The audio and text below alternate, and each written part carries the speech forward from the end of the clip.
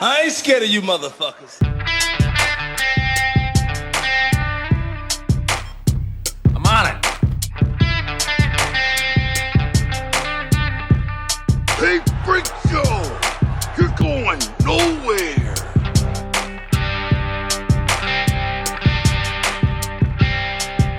We'll do it live! Fuck it! Welcome back, kids and coaches, to another episode of West of Nowhere. I am Levi, and I alone. Shane is on a weird schedule, and we just couldn't line it up. So same thing as always. That's just how it is. That's fine. We move and power through. Okay, so that's what we're doing. Got some interesting stuff today though, and it's not all depressing, so I'm gonna leave that at the beginning so people are, some interesting stuff, some cool stuff. There might be one or two sad stories, but for the most part, I think it's pretty up and up. I think it's a pretty good thing. So I hope you're excited, because I'm excited that you're here with me once more. Before I get too far along, gotta thank the Patreon people. So we have Adam Pacino, Tony Burgess, Miles Glenn, Sam Norton, Natalie Tecarante, Daddy Warbucks, Mark Stadler, Mommy Warbucks, Chantel Stadler, Master of Media, Kylie Gangwish, Colton Zemmersla, and Jeremy Brazzers. So thank you everybody for supporting us and being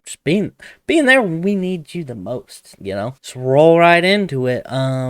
Been a interesting week. A lot of pop culture stuff. Not a lot of, I don't know, worldly crazy stuff. Or there is, it just hasn't dominated the news in the United States, but that's okay. Yeah. I don't choose what is forced into my corneas from social media or whatever. All right, these are just things that have happened, and I'm not placing a hierarchy on anything. Just so we're clear. So if I don't say something about some crazy story and you're like, what the fuck, Levi? Why don't you care about this? I do. Just maybe I didn't know about it, or I forgot about it. Just any of that's possible. So anyway.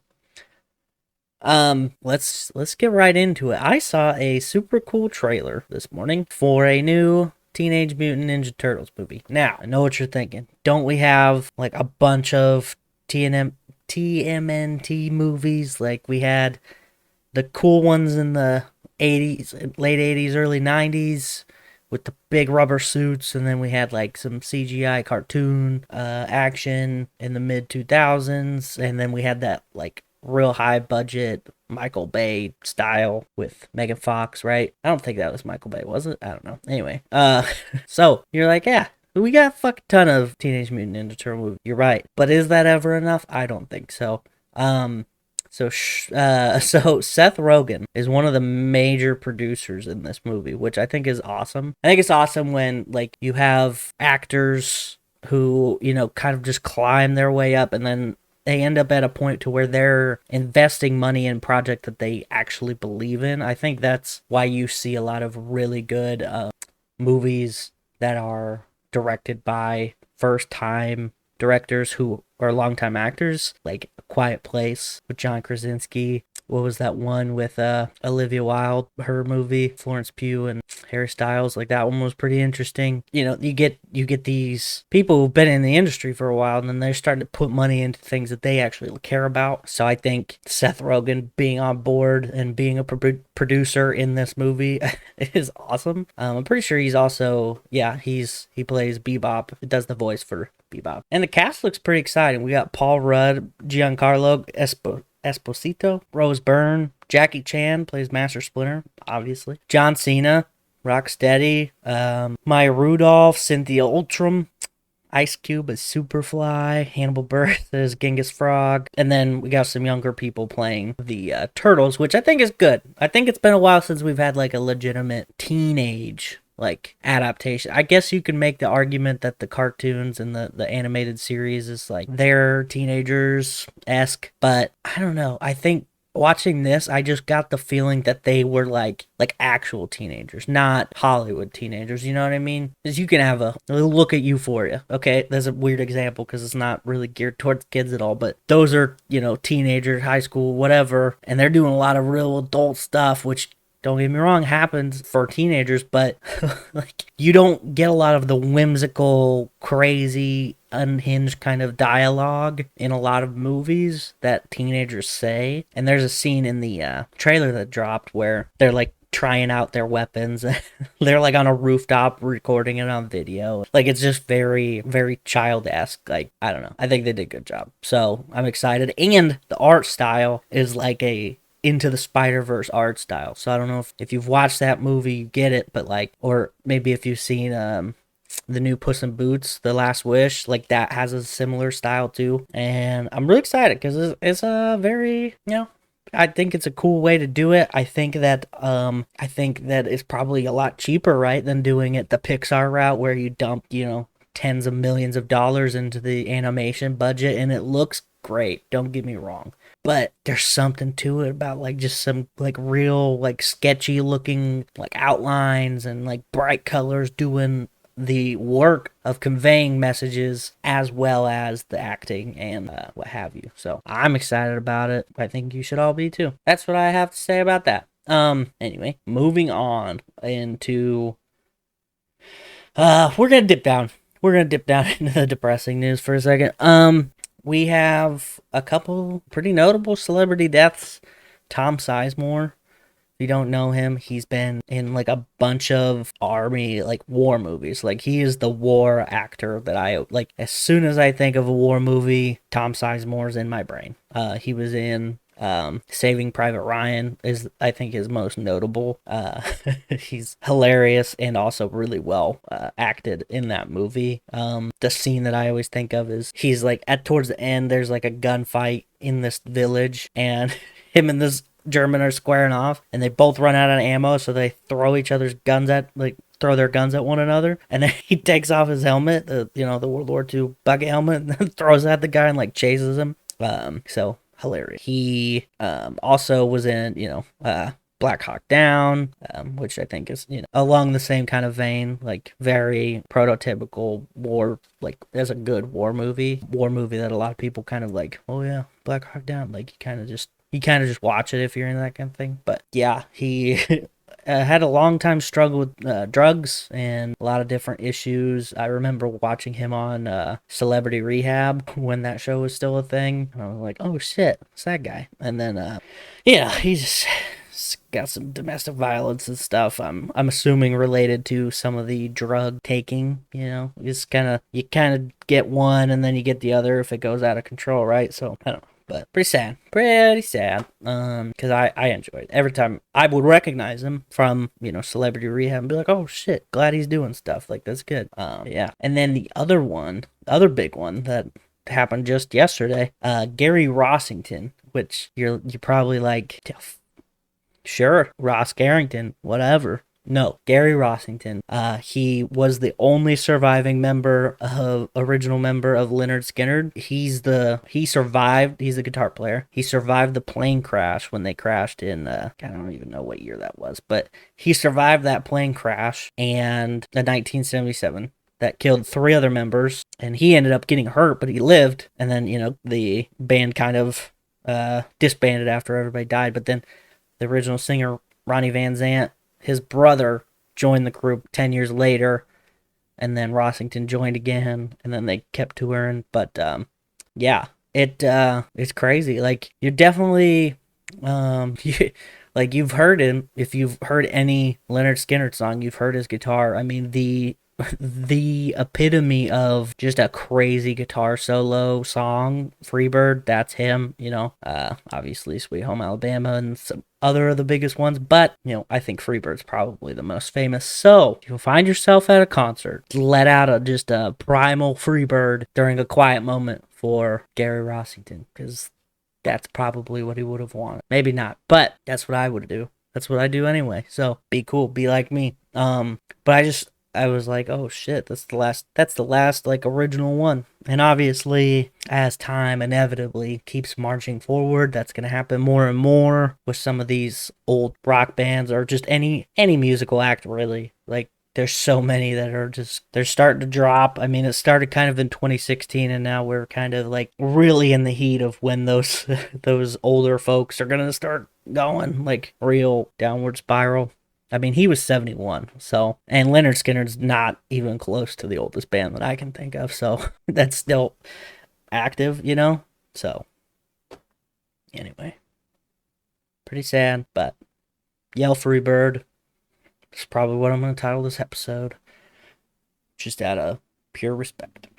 I saw this article, and I was like, there's no way that's an actual thing, right? Because it's very confusing, like trying to figure out what the issue was. But if you do, I'm sure you do, but Kat Von D, the tattoo artist, she was on like, I think she was on LA Inc., right?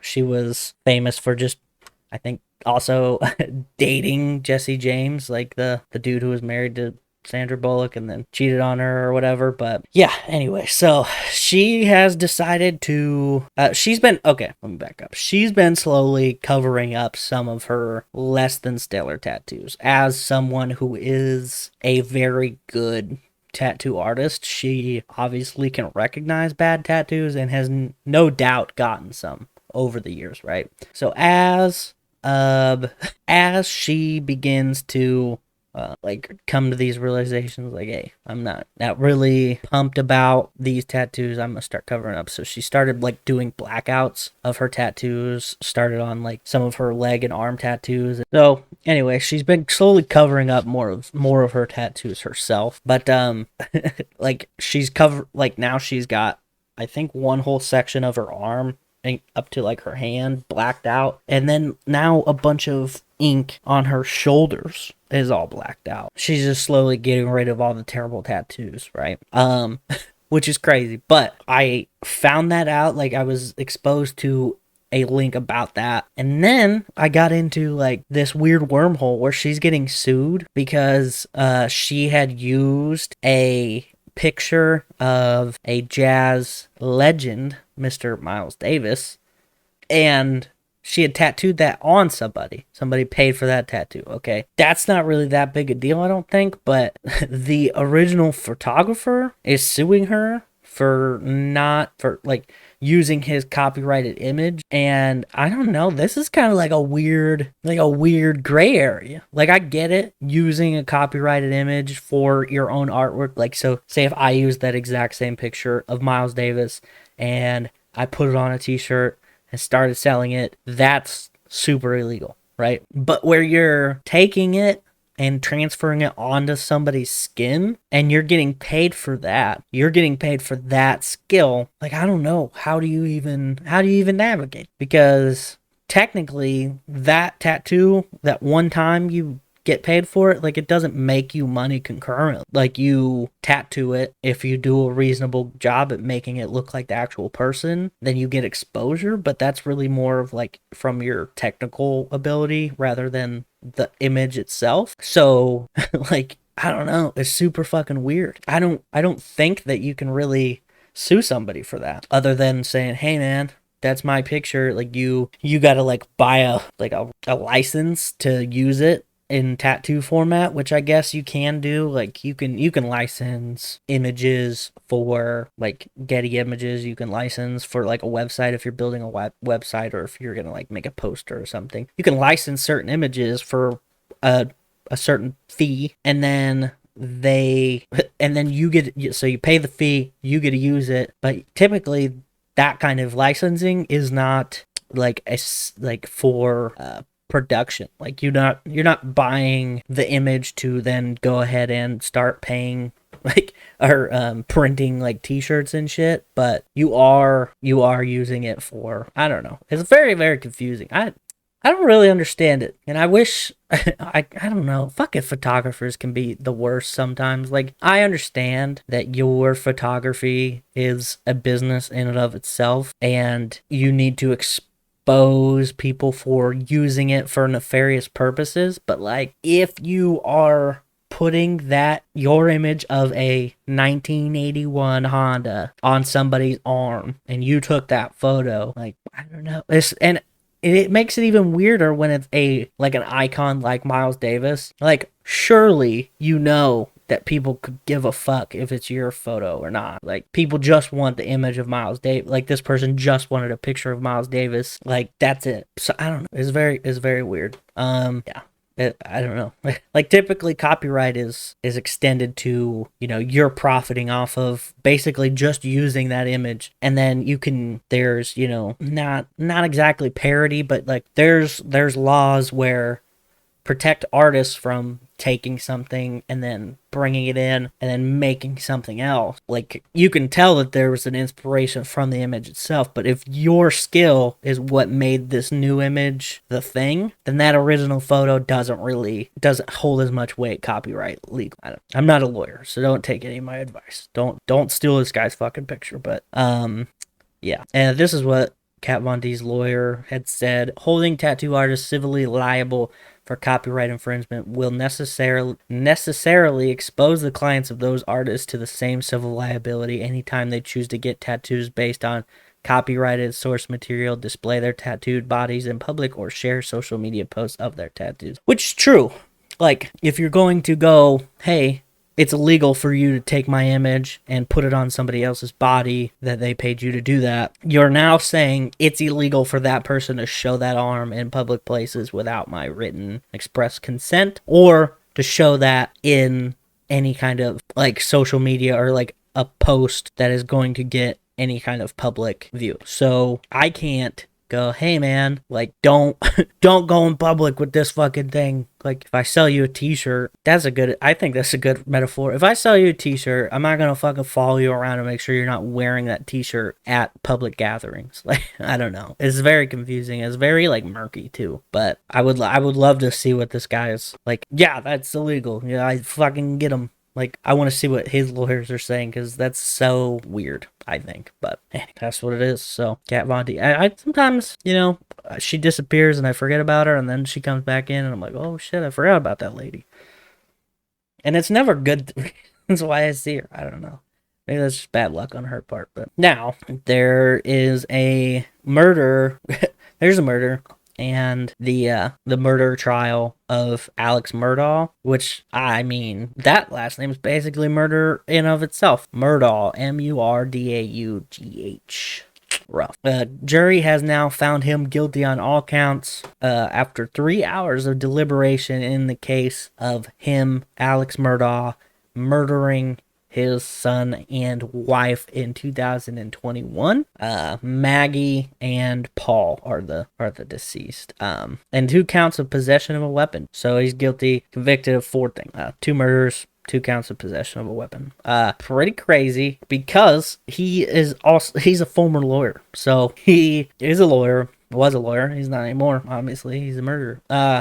He had killed his son and his wife 2 years ago, and under questioning, he admitted that he had lied to the investigators when he denied being at his estate, and then he blamed his lies on being addicted to opioids. His lawyers were like, oh yeah, dude, he spends $50,000 a week on drugs. He's hardcore druggy boy, which maybe he does, I don't know, but still, like, okay, maybe, why were you taking so many opiates? Did you feel guilty about something? Were you trying to drown out that unmistakably harsh feeling of guilt? I don't know. Pretty crazy. They found that he was at the murder scene thanks to a Snapchat that his son had taken that they had recovered.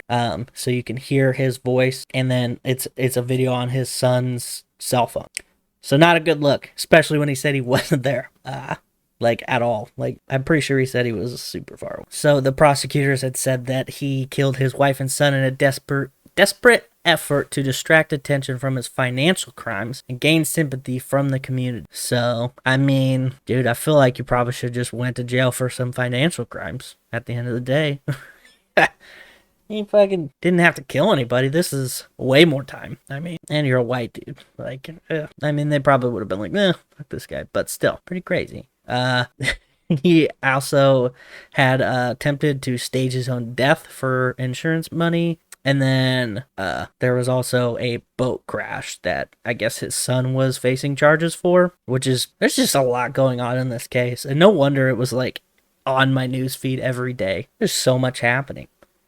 So the their housekeeper died in a fall at this dude's house, and they're like, so the housekeeper's family is accusing him of defrauding them for the insurance money. Like, I guess, you die at work, you usually get some kind of compensation from your employment. But if that guy is somehow kind of a lawyer and does some sneaky finagling, yeah, you probably aren't gonna win that much money. But yeah, that's crazy though. This is there's also like 14,000 documentaries about this already. Like, I don't understand. Like, there's some on HBO, there's a docu-series on Netflix, and there's some other things, I'm pretty sure, but it's pretty crazy. Yeah, I don't know. There's like, and then like a bunch of drama with the jurors.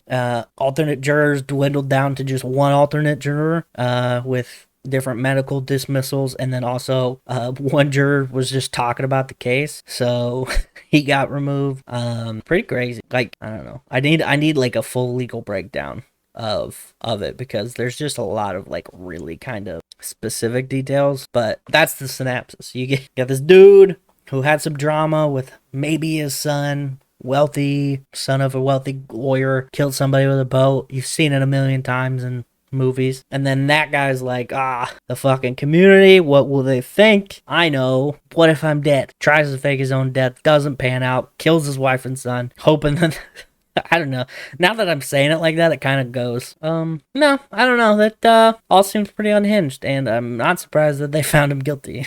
Like, it's very it's pretty crazy. So, all right, here's the next one we got. With the I mean, I wouldn't call it a sensation, but I mean, it's hard to deny how impressive it is. Cocaine Bear movie has inspired so many things. No, this article is talking about Canada and how they are going to allow 2 companies to make and sell cocaine, MDMA, aka Molly, and heroin, which is pretty exciting. Sunshine Earth Labs, a psychedelic manufacturing company, said that Health Canada had approved the amendment to their drug license for distribution of MDMA, cocaine, morphine, and then the technical term for heroin. I hate technical drug names. I don't like it.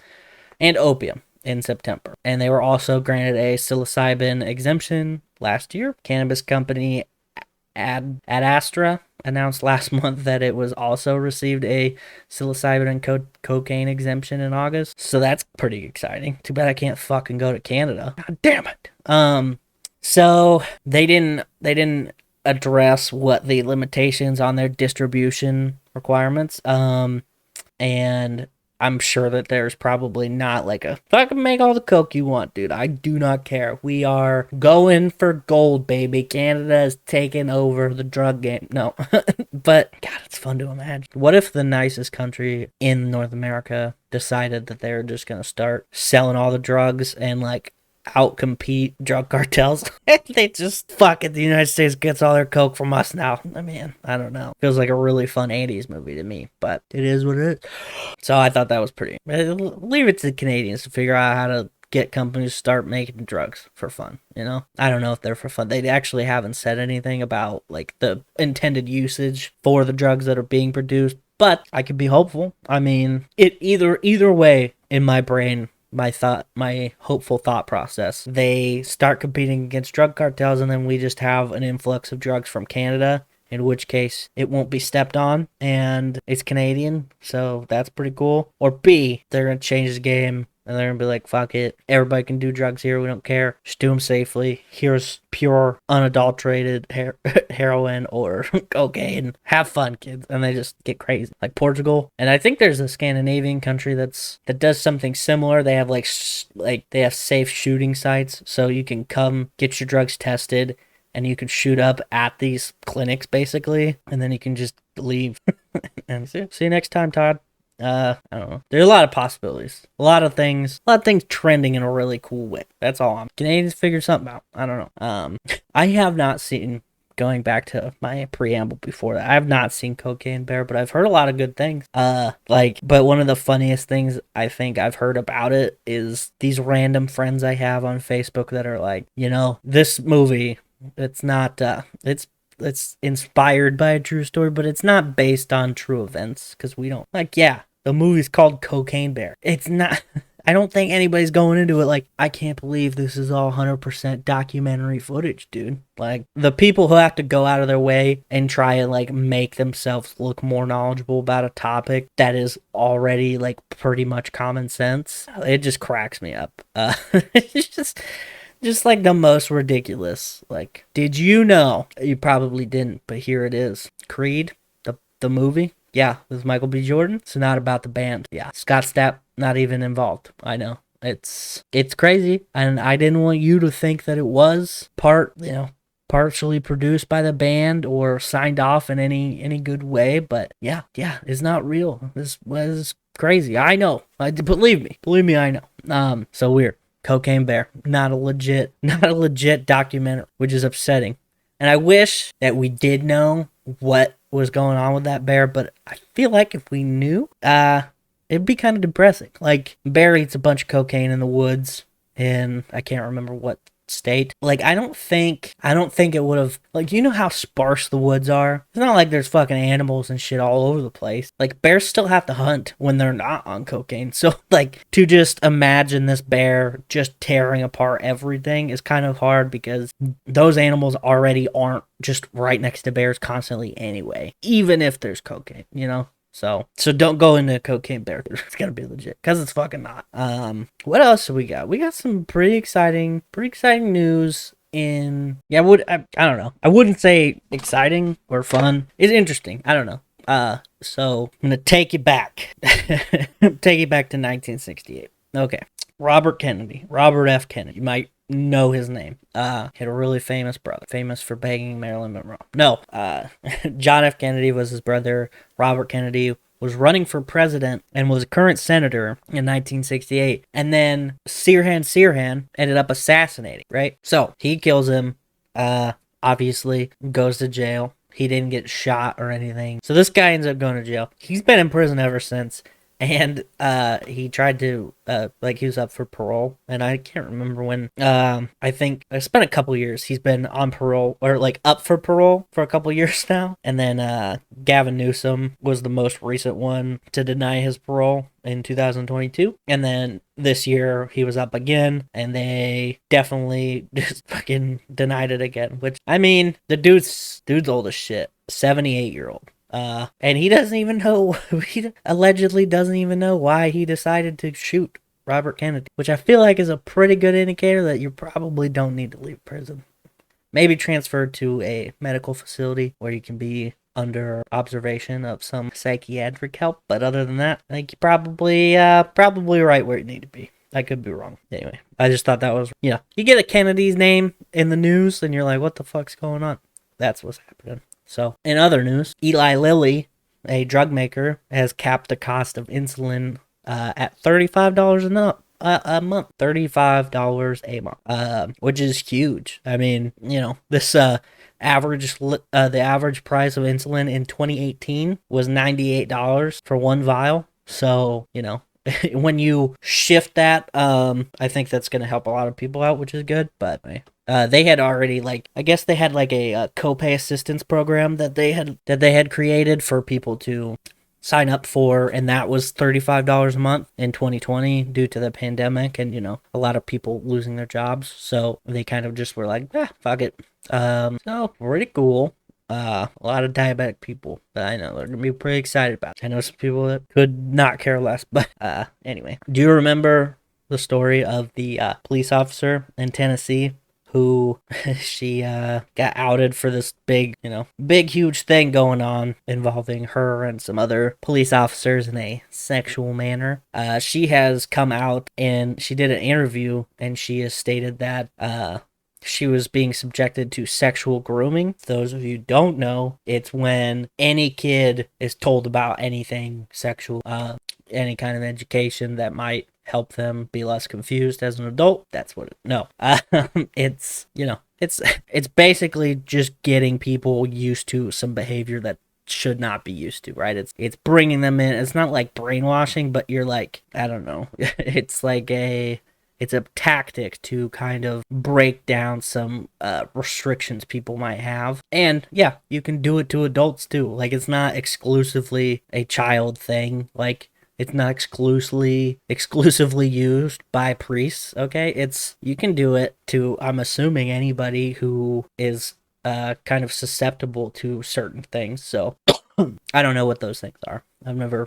I can't even convince myself to do shit, so I have no idea. But anyway, Megan Hall, Megan, I don't know, Maegan. I never know how to pronounce that version, so I'm sorry, but confusing. So anyway, she was in sexual relationships with at least 4 officers, two of whom were supervisors. And that case, she's saying she was victim of this sexual grooming. So pretty crazy. She's also suing the Department of, I guess, is it Police Department or Department of Corrections? I don't know. She's suing that body that she worked for in Tennessee, basically for that. Anyway, she was groomed to, this is from the lawsuit itself. During her employment, Miss Hall was groomed to engage in sexually exploitative activities by men in the department, including Sergeant Powell, Sergeant McGowan, and Chief Dave. So, from the beginning of her employment, Miss Hall experienced a workplace environment permeated with sexual innuendo. Fuck, I don't know why I pronounced that weird. Permeated with sexual innuendo and sexually explicit behavior. So yeah, the suit goes on to list a number of other alleged incidents that contributed to what it is described as sexually coercive environment. And then it goes on to say how this affected her mental health. And not for nothing, but I feel like after the story broke, that probably didn't help her mental health either. Which, that's what we were fucking saying. So, remember us for being on her side. Or not on her side, but just thinking about her mind. Anyway, pretty exciting, interesting. I don't know. I don't know the descriptor for that, but we'll be following it. We'll keep you up. Yeah. The suit does not talk about how much she's suing for, but they think that it's ultimately going to be seeking lost wages, medical expenses, as well as compensation for the sharing of her nude photos and emotional distress, mental suffering, and loss of enjoyment of life. So there you go. That's what's happening there. So I think it's just, should probably be said, do not, I guess, jump to just dunk on one particular person in a situation, because we don't know the ins and outs of how it was. You look at it on surface level and you go, oh, so she cheated on her husband with these dudes at work, just having fun at work. You don't know the situation. You don't know how susceptible she is to certain kinds of like interactions. You don't know how manipulative anybody in that situation could be. Maybe she was a manipulator, who knows, but I doubt it. But just to say, keep an open mind. Anyway, with Shane being gone, upon me to do the Billboard 200. So without further ado, we have at number 1, SOS by SZA. Debuting at number 2, Trustfall by Pink, which I am glad to see her name on here. It's been a while since she released the album, I think. I don't know. Number 3, Midnights, Taylor Swift. Number 4, Heroes and Villains, Metro Boomin. Number 5, Dangerous, a double album, Morgan Wallen. Number 6, Un Vierno Sin Ti, but Bad Bunny. Number 7, Her Loss, Drake and 21 Savage. Number 8, American Heartbreak by Zach Bryan. Number 9, I'm going to say Anti by Rihanna. And number 9, Harry's House by Harry Styles. So that's it for the show. Thank our friends, the No New Friends podcast, Kicking It with the Kellys, The Remedy Room, and Dutch in Denver. If you want to know more about those shows, go to our link tree. It's in the description. Or you can go to linktr.ee/WOKPOD, and from there you can get to the Patreon. If you want to be a Patreon member, have us read your name at the beginning. Or if you just want to check out some things, you can get to the YouTube from there, or you can just YouTube us, subscribe, comment, like, share with all your friends, do all the things. We greatly appreciate it. But yeah, so that's it. I've had enough. Peace out, bitches, and tip your bartender.